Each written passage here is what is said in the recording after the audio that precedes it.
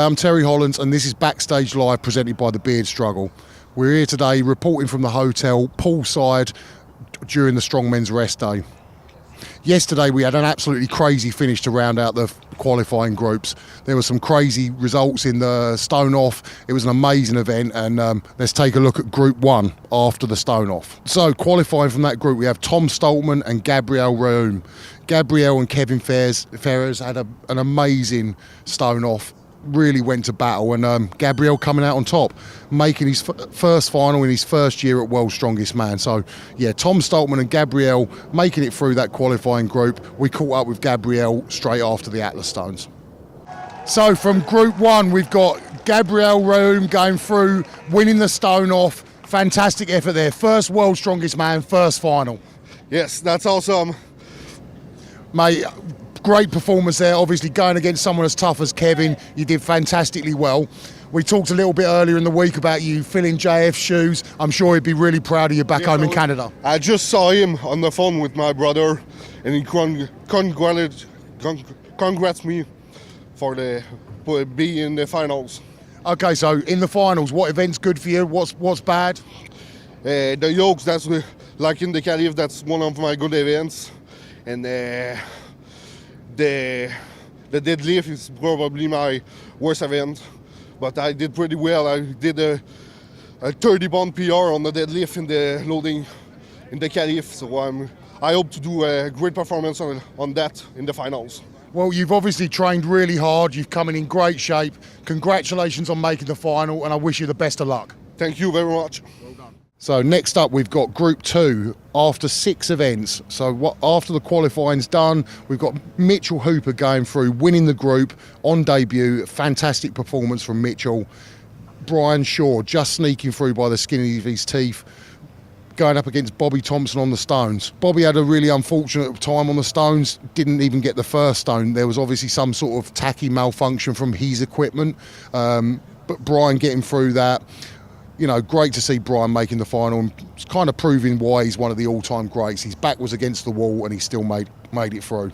After the Atlas Stones, we caught up with Brian. Okay, so I'm here with Brian Shaw, just made it through on the stones in the stone off against Bobby Thompson.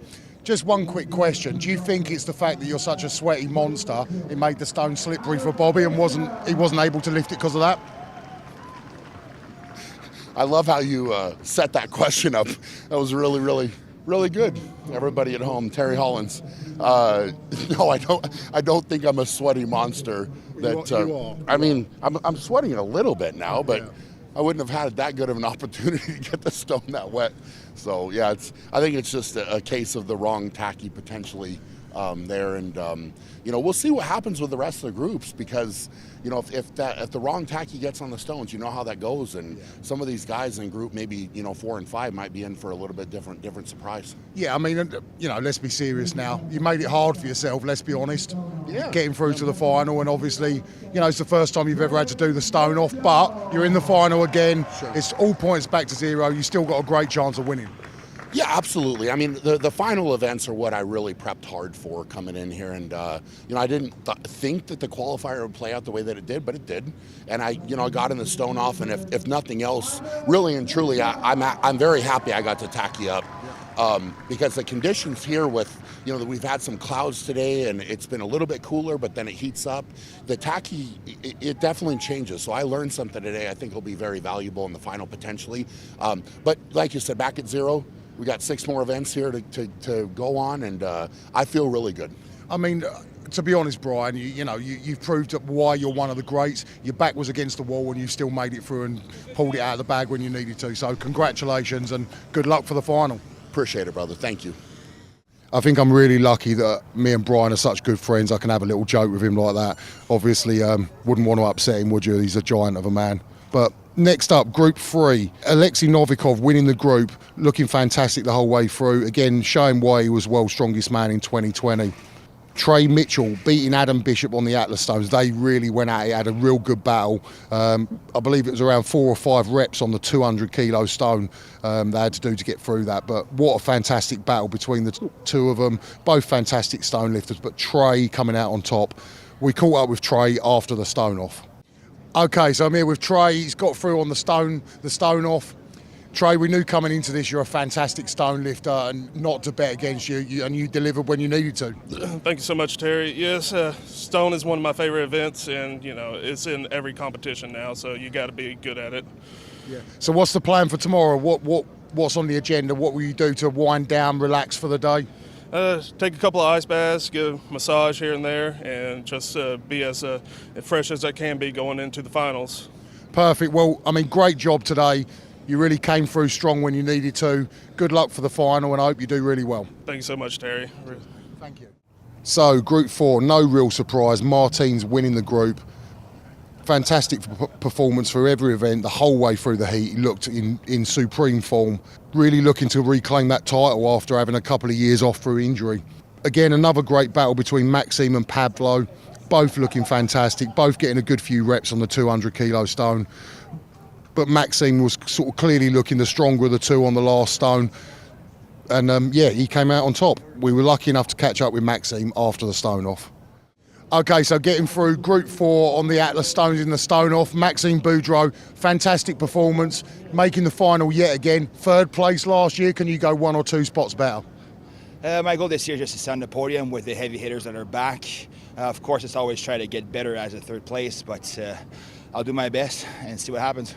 Yeah, you really came strong towards the end of the competition there and really put in some great performances. And it was great to see you on the stones. Great battle there with Pablo. It was really enjoyable to watch. Yeah, no, it was good, and I knew he had heart and he wanted to fish, trying to try to kick me out, but I was just getting warmed up as well, and it's really grateful to train stone every week because it's always in World's Strongest Man. It's a really important event. Yeah. Well, fantastic performance, mate. Good luck for the final. I wish you the best, and I really hope you do well. Perfect. Thanks a lot, Terry. Thanks. Last up, we got Group 5. Luke Stoltman winning the group, looking absolutely amazing, was in dominating form the whole way through the qualifying heats. We had I4 against Coco in the Atlas Stones. I4 coming out on top, getting his second final in a row and really cementing himself among the elite in strongman. We caught up with I4 earlier. So getting through Group 5 on the Atlas Stones, I4, second final in a row. How do you feel? I feel amazing. I'm really looking forward to going through the finals and do better than last time. Keep on climbing the ladder. Yeah, I saw you over at Europe's Strongest Man earlier in the year, and I know you'd had a bit of a sickness bug and you've been a bit unwell this year. Have you prepared well for World's Strongest Man? Yeah, the preparation, I've worked super hard, but I have had some setbacks here and there, but I believe I'm stronger than last year, and like I say, I keep climbing the ladder. Well, I think you were perhaps a surprise package last year. Coming in this year, it was kind of like almost everyone was kind of overlooking you a little bit, but you've come out here, proved again that you deserve to be in the final of World's Strongest Man, and I think it's fantastic that you've made it again. Yeah, thank you. Yeah. Congratulations, mate. I wish you the best of luck for the competition. Thanks. So the 10 guys advancing to the final. We've got Maxime Boudreau, Mitchell Hooper, I4 Ingleton Melstead, Martins Lysis, Trey Mitchell, Alexei Novikov, Gabriel Reum, Brian Shaw, Luke Stoltman and Tom Stoltman. So this off day between the heats and the final is so crucial to the guys. All the guys like to spend their rest day differently. We've got a couple of them just over there relaxing by the pool. Some of the guys will just be relaxing in their room. Some of them will be doing a little bit of mobility work, going out for a walk, things like that. We caught up with the guys earlier to find out what they do on their day off. Unfortunately, there's not as much downtime as I would like. I lead a very basic life. Simple stuff, basic stuff. I have probably 4 hours a week where I can do nothing. Always training. Today. All day. Watch TV, watch some movies. I'm also a big movie buff. I am a big fan of just going to the movies or staying in at home and watching some on like Netflix or Amazon Prime. Watching Netflix, watching the movies. I see anime, Japanese anime. I play with my kids. I have two sons, 4 years old or 8 years old. Going up to the mountains, being with my family, just spending time. I really, really enjoy that. I like to walk the dogs and spend time with my fiance. I used to enjoy playing golf, but unfortunately I've got a little bit too big for that in the last couple of years. I do things that make me happy. That include spending time with family, my friends, my wife. Yeah, doing what I'm doing today. I usually go sauna, swimming pool, massage, and then do nothing. Pretty much trying to move as little as possible. Lay around. Sitting, sleeping. Absolutely nothing, and I love doing that. For me, one of the best way for relax, it's lay in my bed. It's really good. Of course, none of this would be possible if it wasn't for our sponsors, the Beard Struggle. Let's hear a word from them now. This is Eddie the Beast Hall. We asked him what he'd really like for Father's Day. What I really want for Father's Day, the most important thing to have around me is family. Being a father, a friend, these are the best gifts a man can get. There's one thing I'd really like for Father's Day. Thanks, buddy. Have a nice day, man. The Father's Day gift set. Now this is the perfect Father's Day gift. Happy Father's Day, everybody. Order online now from thebeardstruggle.com. If you want to get 20% off with a Beard Struggle, scan the QR code on the screen to get your 20% off. Obviously, rest days are important when it comes to training and obviously between the heats and the final. But another thing that's really important is your nutrition when it comes to competing in strongman. We were lucky enough to head over to the Trifecta Kitchens earlier to catch up with Nathan Payton, who's a nutritionist for 5 of the guys in the final, and Chef Scott. We're here today reporting from Trifecta Kitchen, where a lot of us strongmen get our food from. Obviously, when getting ready for World's Strongest Man, nutrition is a huge part of that preparation.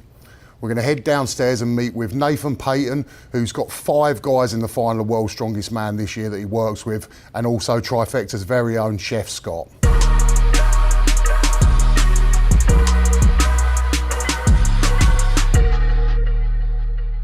Okay, so we're now here in the official Trifecta Kitchen. I'm here with Nathan and Chef Scott to talk about all things health and nutrition for strongman. What we got here then, Scott? We're going to do a couple of things here, Terry. Really wanted to emphasize the fact that, people in competition, they need fuel. Yeah. That's what it's all about. And to get to that caloric intake that requires you to fuel your body, it's a massive amount of food. So I think it's really interesting to understand how much you actually have to eat in order to fuel yourself to get into a goal, to get into shape according to a goal or a competition. Yeah, I think some people sort of, obviously, we talked a little bit about it earlier, with regards to, nutrition for strongman, it's not normal. It is overeating, it is force feeding a lot of the time. So having nice food and stuff that you actually enjoy eating does make that force feeding a little bit more enjoyable. Yeah. And from a professional point of view, we always want to make sure that people eat really good, flavorful food. So the notion of diet food and it's bland and it's boiled chicken and it's steamed broccoli, like those things just don't really matter anymore. And especially when you're in training for competition, you need fat. It's an essential part of what you need. So we went ahead and we made a couple of things. We got a chimichurri sauce, which is avocado oil based, lots of fresh herbs, chilies, lemon juice, and then I also made a quick lemon aioli, again, using egg yolks, avocado oil, lemon juice, lemon zest, and a little bit of seasoning. Just little things to finish, not only to make the food taste better, but to also give you the additional fat that you may need. With my athletes, those fats, that both inflammatory and anti-inflammatory, and being able to manipulate that for the athletes is critical in my line of work, because either recovery or to enhance performance. There are times when you actually want to enhance the inflammatory action, say, of your workout. Fats can do that for you. There's times when you obviously want anti-inflammatory. That's when you want to recover. That's when you want the body to come back online. It's interesting, and you said it right there. It's to prepare, perform, recover. Absolutely. That's the mindset to be in order to get into an ideal shape for either a competition or a goal. So I'm going to show you guys a real simple cooking technique that you can apply to just about any other protein or even vegetables. Really simple professional technique. We're going to sear, we're going to season, we're going to sear. Then we're going to baste, we're going to add some more flavor, fresh thyme, fresh garlic, and then we're going to allow the steak to actually finish, and then we're going to let it rest. Because as the steak cooks, it gets tired, so it needs a rest. And what that does is it just relaxes the meat. It keeps all the juices and flavor in there, right? And then it's just a better eating experience. So it just improves it. So Terry, if you don't mind, can you grab me that plate out of the refrigerator, please? Okay, that's hot enough. Super, thank you. So just got some simple ingredients: lemon, garlic, salt and pepper, fresh thyme. We just want to start with the beef. We always want to season with salt and pepper. I'm going to season both sides because we're going to eat both sides. The right amount just enhances the flavor of the food, and that's why we want to do it. So we're going to start off with a sear. on one side. I'm going to flip it over. You're actually cooking in butter there, not an oil or anything, that's actually butter. I started this one with avocado oil. Okay. You know, very popular, you know, for people that are training. Yep. Very light flavor, good fat. So we do a quick sear on that first, and then we're going to add a little bit of butter. Yep. See how we're getting some of that caramelization on the backside? Okay, that's what we're looking for. Nathan, if you were to write someone a meal plan, a diet plan, would you account for the avocado oil and things like that, or would you just sort of, you know, just tell them to do it for the health benefits and not factor in the macros of that? Typically for that, like with a strength athlete where the focus is more on enhancing their strength and their performance, I'm not as big on counting the calories. In fact, to be perfectly honest with you, I never count calories even when I design my clients' programs. It's strictly macro-based to ensure, because for myself, 1,000 calories per se from a steak is not the same physical impact as 1,000 calories from gummy bears. So calories in my world, useless. Macros, highly important. So absolutely, you know, and with those oils, with the health benefits, and especially in a scenario where you can combine your fat sources, so you've got a blend of different omegas, such as what the steak provides, combined with what the avocado oil is providing. That type of thing tends to be ideal for an athlete, because it's not just about the performance, it's also about ensuring that their health keeps up with it and keeping that antioxidant balance. That's beautiful color right there. So we're going to take a couple of simple ingredients here. We got lemons, and we're just going to throw everything right in there. We got some whole garlic. Okay, we got fresh thyme. Just a really simple herb that we like to use. Okay, and you'll notice in a second you're really going to start to feel the aromas. Then we're just going to take a little scoop of unsalted butter, and we're going to add that in. And what we're essentially doing is we're going to brown the butter, which improves the flavor. We're going to baste the steak with it. Now we're capturing all the flavor from the lemons and the thyme and the garlic, and that's going to help flavor the steak. Okay, and then a really simple technique. We just want to kind of lift this up a little bit. You can see the butter is getting a little foamy and brown right there. That's what we're looking for. And then we're just going to do some simple basting. Again, heat up the lemon, get the oils, get the juice extracted into the actual steak itself to help flavor it. Then we're just going to take all the fresh herbs and put everything right on top. We want to get as much flavor in here as possible. Okay, and we'll just continue to baste. And then we're going to let it cook for about 2 more minutes. We're going to take it off and let it rest. We're going to leave everything on top of it. So again, as it's resting and cooling off, we want to get all the flavor out of the garlic, the lemon, the fresh thyme, and just force it right into the steak for an enhanced experience. So here's our finished steak. Okay, we got some steamed asparagus, white rice, sweet potato, steak, and then we used a little bit of our chimichurri sauce, again, the high-fat sauce. Avocado oil, fresh herbs, garlic, shallots. That's the only thing that's in it.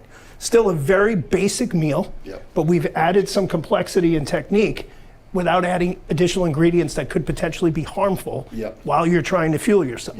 And that's the whole idea. And you can apply that to chicken and shrimp and cod and swordfish and steak, whatever you really want to use it. So if you guys want to, feel free, take a try. Yeah, I'm going to take a try. It looks absolutely delicious, I've got to be honest. Absolutely. Again, trying to change the perception that, the performance food does not have to be boiled chicken breast and steamed broccoli.